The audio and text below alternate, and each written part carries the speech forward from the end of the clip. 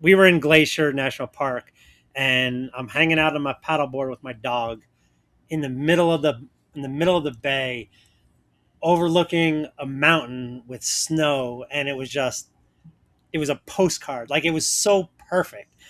And then Trish came out, and then the dog jumped off and flipped me over. But before that happened, hey guys, and welcome to the RV Trash Talk podcast, where we dish on all things RV, full-time traveling, and RV maintenance.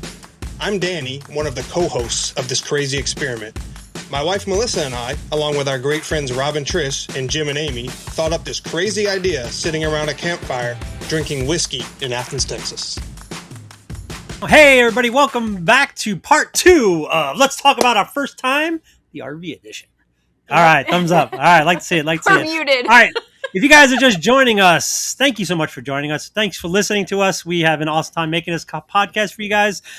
Last episode, we started talking about our firsts, becoming RV, or basically just our firsts, just questions about the first time and a lot of stuff RV related. And it was pretty damn funny. We actually were going to keep rolling, but we decided to make this into a 2-parter. So we had 5 questions, a little bit of a lightning round, and then we're going to just drop right into where we left off last time. We're doing a 2-parter here. We all are exactly the same spot. We're still drinking the same thing, and we are still doing the same thing that we've been doing. So if you want to know what we're doing, check out last episode because it's funny as hell.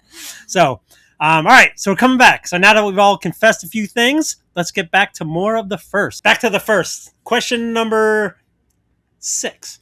The first rookie mistake that you'll never forget. That sounds like Danny wants to go. I could see him. He's got something brewing. First rookie mistake. Wow, that's a good one. I mean, we talked about not knowing how to dump the RV tanks, and probably the hooking up. When I had my first trailer, I had the Blue Ox hookup with the what do they call, like the weight distribution bars, and you have to hook these things up on a certain ring. Like usually it's like the 8th or 9th ring. Well, probably the first 4 or 5 times we towed, I just put it on the top ring and locked it down, and the chain was just waggling like those testicles on the back of the rednecks trucks. And so just we're like towing, and this thing is flying all over the place. And I'm like, what the hell is going on? So I finally read a video about the Blue Ox weight distribution system, and it turns out there's not supposed to be slack in your weight distribution bars so that it does the weight distribution function. Yeah. So I read it, and it was like the 8th or 9th chain that you put it on there. So I put it on there, and it was like a totally different towing experience after we weren't flying off the road. I mean, RVing was miserable because I was like, what the hell's going on here? We're flying off the road. This is a miserable experience. So if you do your due diligence and you go on Google or you go on YouTube, you find out how to use everything. So if you got the Blue Ox, make sure you go to the 7th or 8th chain. University of YouTube. Yes, 100%. YouTube education, baby. All right. Jim and Amy, how about you guys? Well, so I'm assuming that you're saying it's a rookie mistake, but not necessarily being a rookie. Yeah. And so not too long ago, I have a lot of camping experience under my belt, and so does Amy now that she's with me. And one time at a state park, I always put the sewer hose into the sewer receptacle portion and then walk back to connect it to the trailer. Well, for whatever reason, there was this one time I connected to the trailer and I just let her rip. And it was about 3 seconds worth of you-know-whats, because I went black first.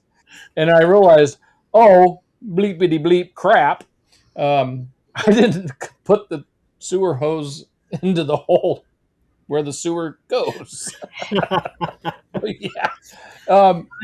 Fortunately or unfortunately, there was nobody there to witness it. That's all right, man. Yeah, I can relate. I can relate to that experience. Oh, I know. Oh, I know. Oh man. So I'll give you my first rookie was. And by the way, we were still rookies. So oh yeah. we were dumb and new, and we were in our old rig. It had a the quick connect port was right on the side of It wasn't like sticking out. It was actually it was built right into the side of the rig. So I just hooked my grill right into that thing. Well, we got a new cover for our Jeep, and I needed to move the rig out just a little bit so I can get. We had to go dump the tanks. Oh, that's what it was. Oh, Yes. that's right. Yeah. Yeah, that's right. Anyway, so a rookie can't remember. Yeah, I unhook everything, and I can't remember why I was distracted, but regardless, I was distracted. Yeah, let my wife tell the story. I'll just tell a little bit because I don't remember what was going on. But we were at a state park, and as you know, most of the state parks do not have sewer hookup. So we did not have sewer hookup. We were there, I don't know, 2 weeks probably, and we hadn't been there that long. That's how long we were going to be there, and we had to go dump our tanks. So in the motorhome, obviously we had to move everything, and we didn't have a little turd toter or any of that cool stuff at the time.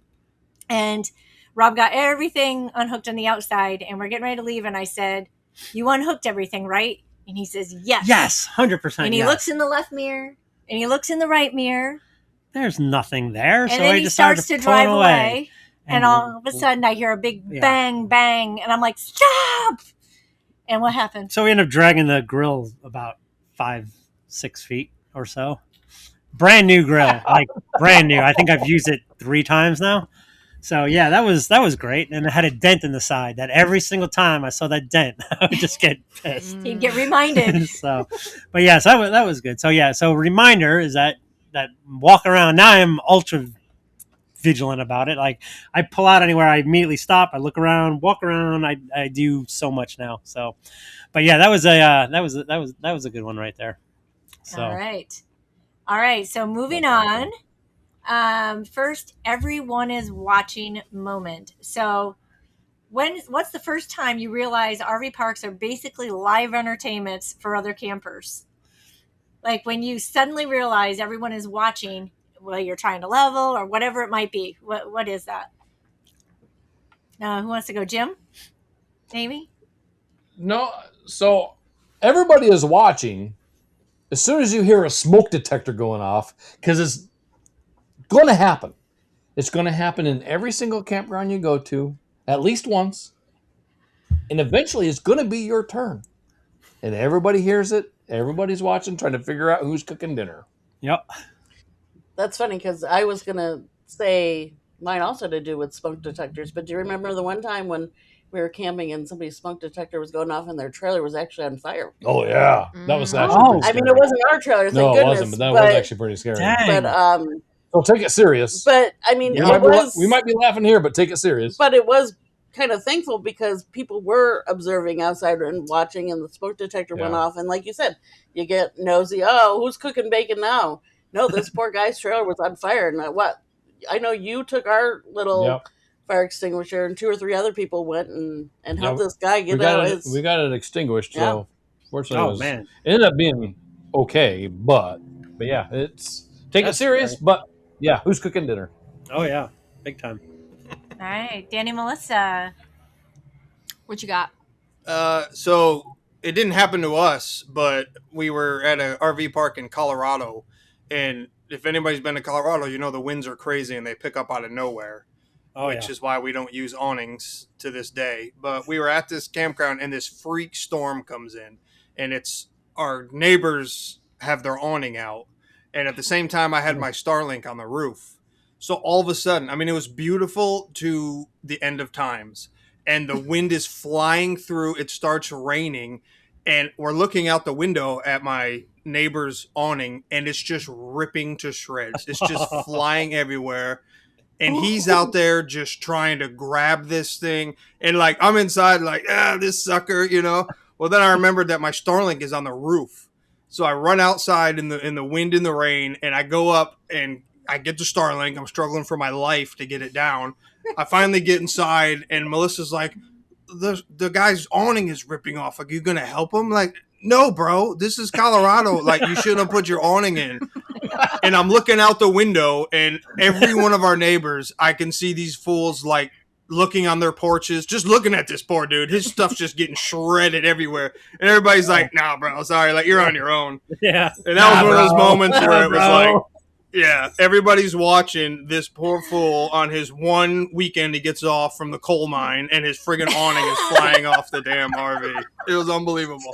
So note to self. I love the whole backstory too. Well, just note to self. Don't expect Danny to help you if something's going on.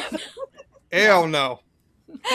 He'll be there for the recovery. Yeah, Heck yeah. exactly. I'll help you clean it up. I'm not going to help you hold it down.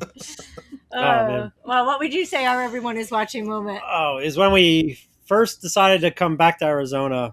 Some of the 55 and older communities here have some decent specials, so we got into one of them. So we ended up getting into one of these 55 and older communities, and they're like, "Oh yeah, how big's your rig?" We're like, "It's 40 foot." "Oh yeah, here's your spot. Go ahead and park it."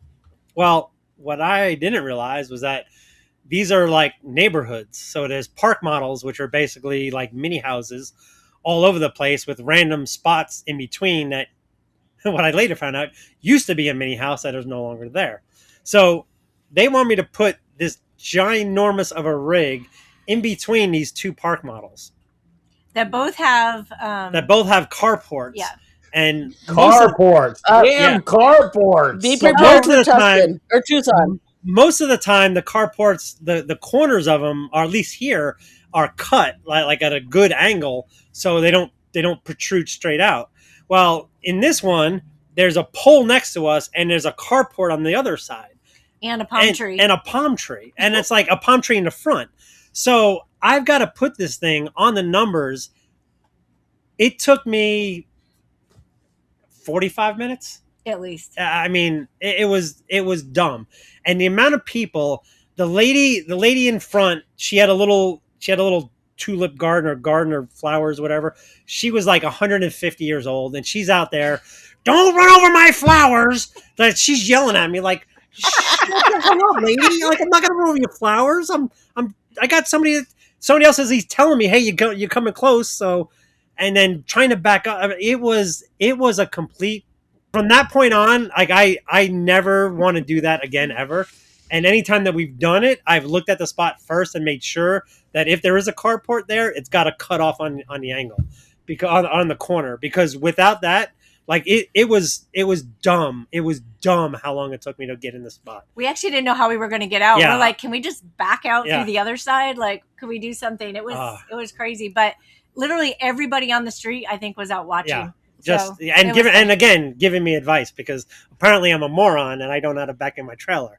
So, well, just so you know, I know you guys are going to Voyager in Tucson, where we just came from. And how many spots did we look at before? 3 spots before we fit into one. Yeah, because of the same carport thing. So you should see. So be you prepared. should see the gem. You should see the gem that we are in here. Yeah, there's a carport right there. There's a light post right next to it. There's a tree right on the other side, and there's a tree right in front. Yeah, this experience, this one backing in here was almost like that one. Yeah, I was getting. Yeah. I mean, it took me 2 times to do it, but yeah, it was interesting for sure. So anyway, that's my story. I'm sticking to it. I hate park models. I hate parking next to them. They bug the crap out of me. Well, and that's why in Monte Vista, I'll give it a little plug here, was so nice, is the RV section was completely separate from the park models. So we didn't have any of those issues. And every spot was also at a 45 degree, not a 90 degree back in, which makes it umpteen times harder. And the street is small. I mean, here the streets are at least a little bit bigger. Yeah, they're a little bigger here. But yeah. Anyway, so yeah, good times. I love parking my rig. That's why I choose pull-throughs. All right, so let's go to something positive here. So the first time that RV life just felt right. Yeah, so what was that first moment you thought, yeah, this was that right decision? This is it. Let's go with Danny, Melissa. Well, you just said this is probably the female answer. I should probably take this. I was actually kind of thinking about this the other day when I was taking Sadie for a walk. So Danny and I have always kind of been a friendship. It's like quantity over or quality over quantity. Like we like having great relationships with people. It's not about just being friends with everybody. Obviously, because Danny does not like to hang out with a ton of people. But I think I just remember taking Sadie for a walk and just thinking about all the awesome people that we have met. Like obviously you guys at NRVTA, the Hensons, the people that we were talking to in the Keys about when we were going to see them again, Cliff and Kathy Brown that we were just talking to the other day. Like we have met some amazing people on the road, and it just made me just feel like like this is what God has told, like put in our path as we're supposed to do this, and like we would have never been on this road if we didn't go full-time RVing. And it's just really awesome, the great people that we have met on the road, and it just made me feel like, yes, this is the right decision that we've done this. And I love you guys. Crying? Tissue. Danny crying? Tissue. You make Danny cry. No, I think he's upset because his beer's almost gone. But like, it's, That's what it is.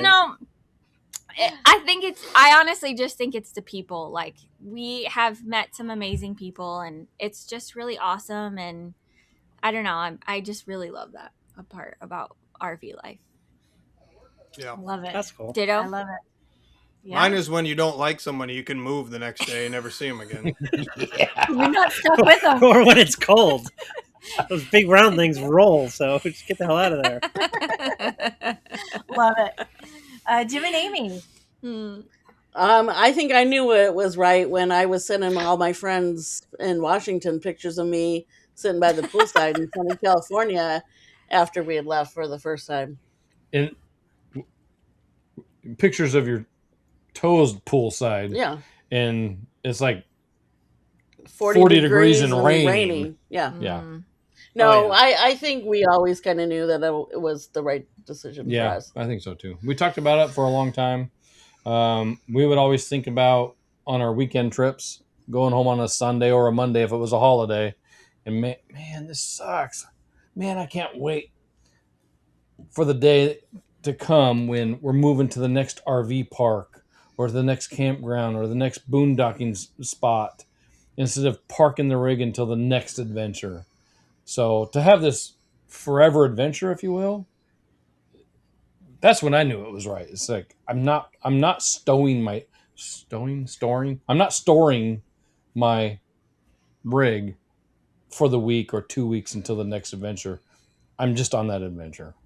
Yep. That's And the people help absolutely. too. I mean, Yeah. Melissa was spot on Absolutely. that because we met some amazing, but we can't Mic take her. drop. We just can't take your answer. That's right. I love it. I'll let you start for us, Rob, because we agree with everything you guys have said Oh, yeah. for sure. And what would you like to add? no, you we talked about it earlier. I know. That's what I was going to be saying. I We forgot, can both say I forgot what we something. talked about though. Oh, well, Oh, boy. I'm sick. I don't remember. well, I'm going to say mine, and then I'll remind Rob what his That's was. right.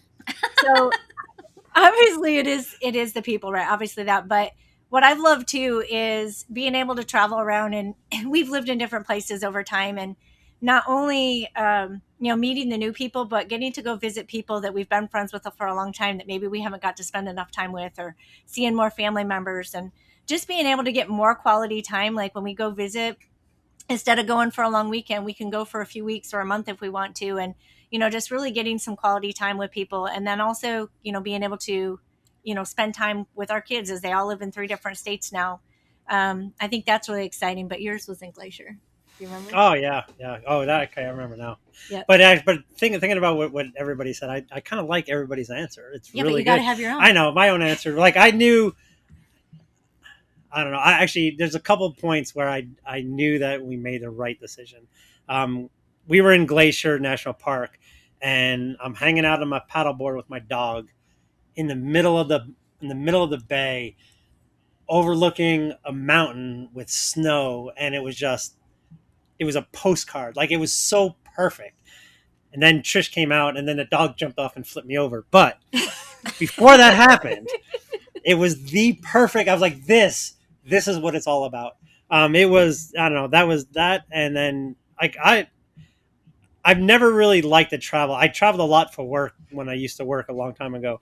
And it was fun. And I traveled all over the world and it was fun, but it sucked because I was all alone. But being able to do it with my best friend here has been awesome. It's been great.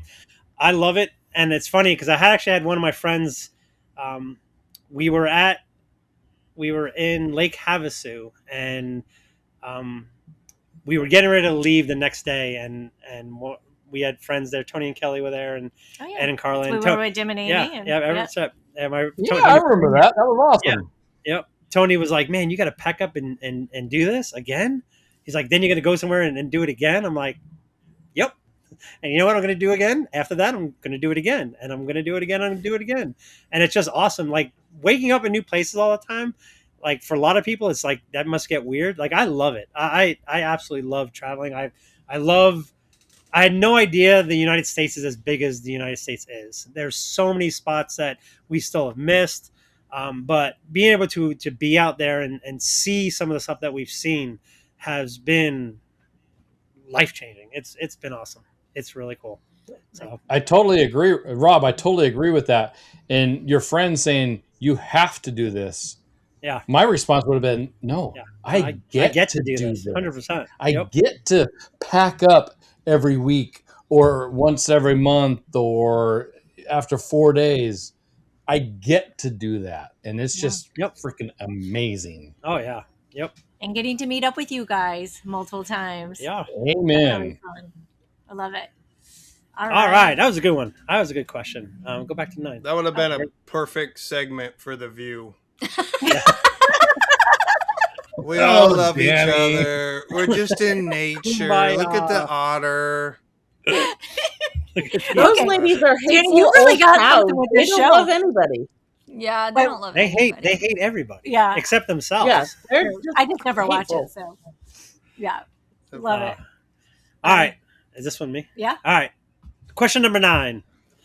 First thing that you would do differently if you had to start over again. So knowing what you know now. Knowing what you know now, what would you do differently if you had to start over? RV life over. RV life over. Yep. Let's go with Jimnamy. Okay. Oh, Melissa, do you want to go? Well, we kind of touched on this before. I think pick the rig first, then the truck. We have done this several times. We got the 150 and we got the Imagine, and then we realized Danny wasn't comfortable driving it. So then we got the 250, then we upgraded and we got a Reflection. Then we realized we didn't like how the Reflection towed with the 250. So then we got a 350 and then we got the RV that we have now. So like pick the RV first and then go for the truck if you can. There you go. Totally agree with that. Good advice. Totally agree with that. I love that. Me, I would have taken our kids when you retired from the Navy. Yeah. And I would have said, let's go try to do this full time. We would have figured it out. When the girls were little. Totally. Absolutely. I wish, I mean, I don't like to live in the past, but I totally wish that we would have maybe done that. And not maybe not for, maybe just A say couple a years. year. Yeah, a year or two. A year whatever. or two. Yeah. But For sure. I would go back and change that. Yeah. And do full time life with them for a little bit. Absolutely. I could see that Yeah. for sure. Could totally see that. What would you want to do differently? I kind of know for me. I know 2 things. One, I would have started RVing earlier, like a hell of a lot earlier. I probably would have watched a bunch of YouTube crap too. So I wouldn't feel like such a moron sometimes. But anyway, the big thing is when we had our first rig, we paid extra to have solar on the thing. Lithium wasn't a thing yet, but we had probably, I can't remember. I want to say it was like 300 amp hours of battery life. We had a generator, and we did 0 boondocking, like 0. Like we were so dumb, we just didn't know. We also didn't have Starlink. I know we didn't have Starlink. Yes, that was probably the big thing. We got Starlink, and then like 2 weeks later, we sold our rig. So it is what it is. But if I were to do it again, I would have boondocked a hell of a lot more. Like that rig was perfect for it. It was nice and small. We can go anywhere with it, and it was set up for boondocking. And I definitely would have liked the boondock more.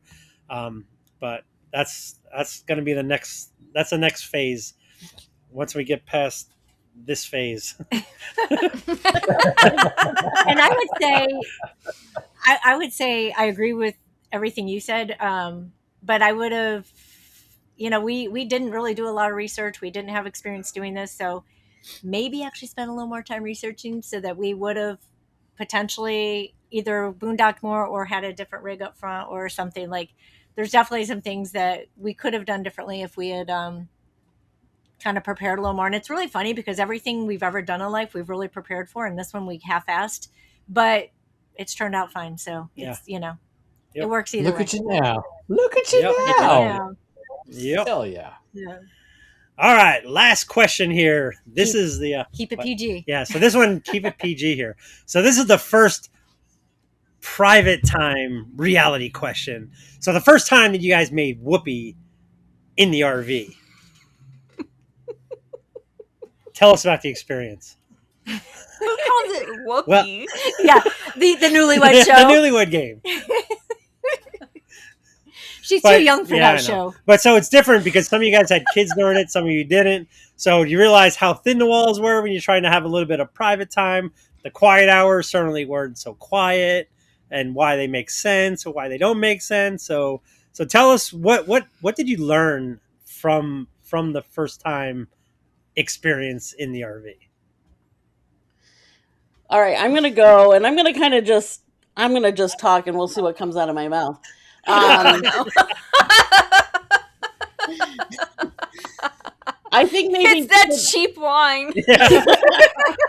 I think maybe today's people have it easier if they have kids, if they have a washer and dryer in their rig, because then they can blame it on the washing machine. Obviously, we didn't have that, so we would blame the wind. I would always hate to have sex if we were super close to people, because I'm like, are they going to hear me? Like, if you're parked close to somebody.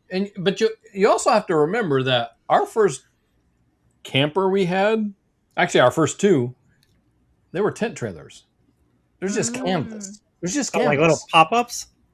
Oh, yeah. So there was some picnic table SEX going on back then in those days. Wow, chicka, wow, wow. Yeah. The wind. You can blame the wind. Blame the wind up until about 9 years of age. You just got to be creative sometimes. Yeah. Oh, yeah.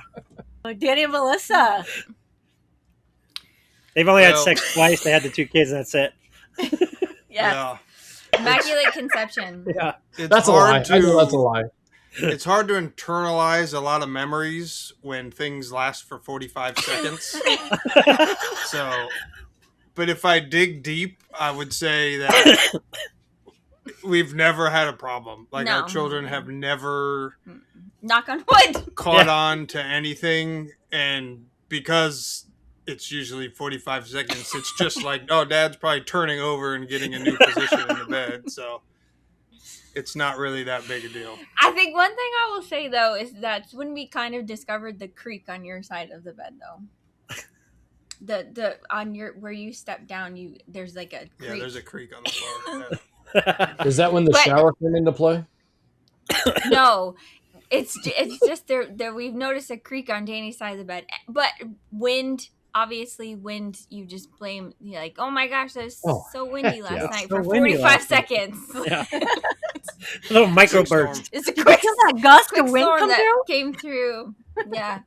Or I don't know, guys, go play at the playground. Like, there you go. We need 45 seconds. Go play at the playground. There's no more shower sex. That's the one bad thing. No. Yeah, that's not happening. That shower is just too damn small. But one thing that's all I say about that. That's one thing we learned is that there's the little, you can put 2x4s on the outside of the fifth wheel, and then crank them together with a ratchet strap. That makes a world of difference as far as this rig shaking, even if it is for 45 seconds. Noted. All right, I was wondering where the 2x4 was going. I'm like, I don't understand. That's where those supports came from. Gotcha. So that's why they're there, not for walking around. I don't care what anybody says. 100%. So this is what a couple things we learned is that, like, sex out here is fine if nothing moves. Up in the bedroom, if the rig goes this way, the bed is this way, And if you're going this way, you're rocking the whole thing this way, right? If you turn this way and you're going this way, nothing really moves a whole bunch. So it's all about the motion in the ocean. It's putting that motion in the right direction to create less movement, so nobody kind of knows what's going on. Because when it's the other way, yeah, this whole rig is rocking big time. So. And Rob hates when our kids are with us because they are older and they know what's going on. And he's like, how many more days are they with us? So he loves when they're here. But for that purpose, he's like, how many more days? But yeah. Yeah, Rob and Trish, I don't think you really got the whole experience of having kids with you. No. In trying to have the whoopee in a camper. No, because we've been by Danny ourselves. And Melissa and Amy and I have had. I mean, not. Your kids were adults when you started this. Yeah. That's why our story's been shorter. We did travel a lot with the kids, and we've... Yeah, but not in a camper. No, not in a camper. But in hotels. And, I mean, there was a time where my mom was right there. And that was because we were I mean, we're supposed to take that to the grave. No, never taking that to the grave. It's not. It's out there in the world. It's out there now. Oh, poor mom. Yeah, that was. God. I will say this though. Moxley leaves the room every time. It's he's ashamed. He's like, "What are you doing to my mom?"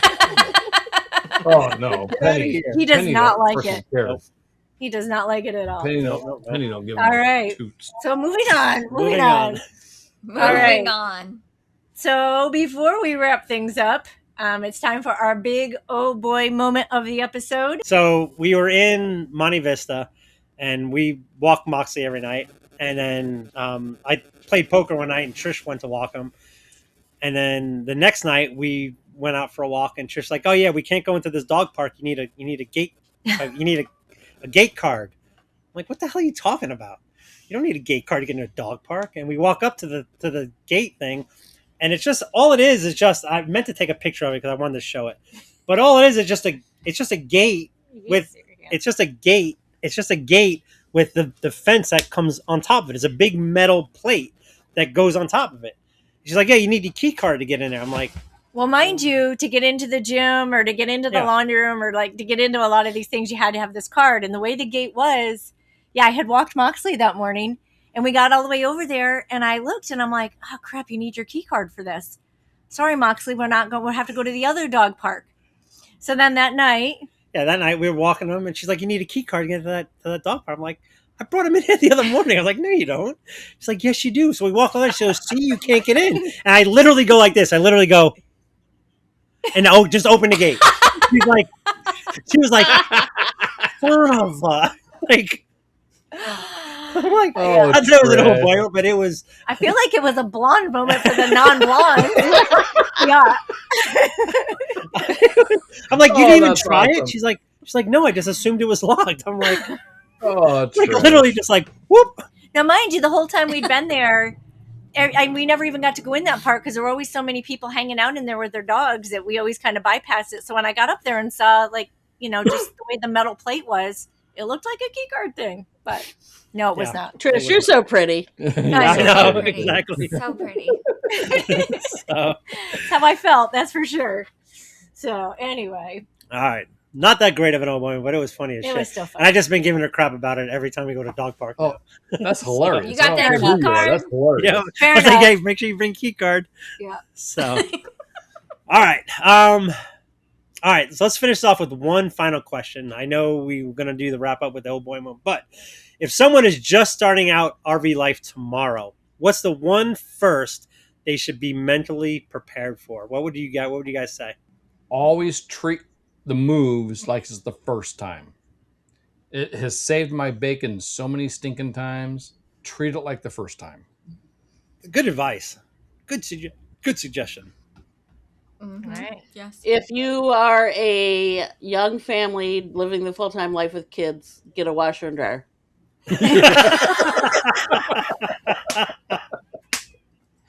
Practical, whimsical.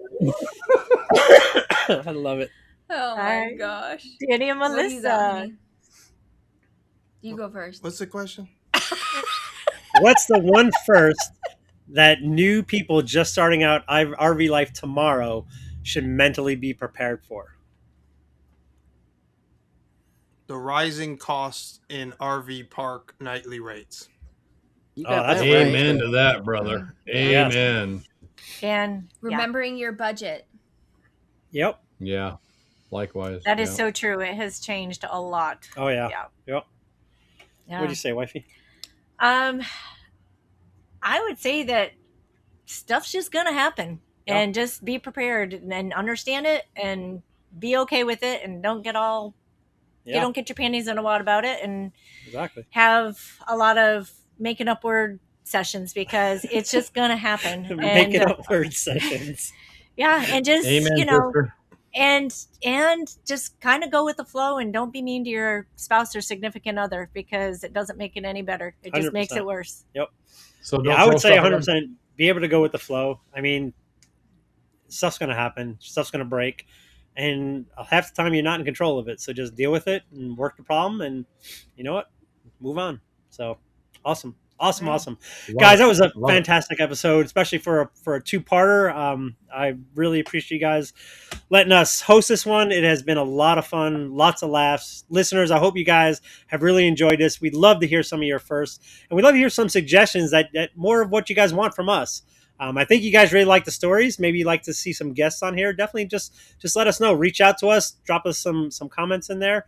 And make sure you guys are listening on Spotify or Apple or wherever you listen to your favorite podcast. We're probably on there right now. We have been growing like crazy, which has been absolutely great. So thank you guys so much for listening to us. You can find us on YouTube and Audible. And as always, we're going to end the show with Amy's quote of the episode. Okay, you guys ready? Hit it. Tough times never last, but tough people do. Yeah. Mic Love it. drop. Love it. Love it. Cheers, guys. Cheers, everybody. Cheers, Cheers, everybody. everybody. Hope you guys enjoyed this RV Trash Talk podcast. Please subscribe and join us as we navigate this crazy full-time RV lifestyle.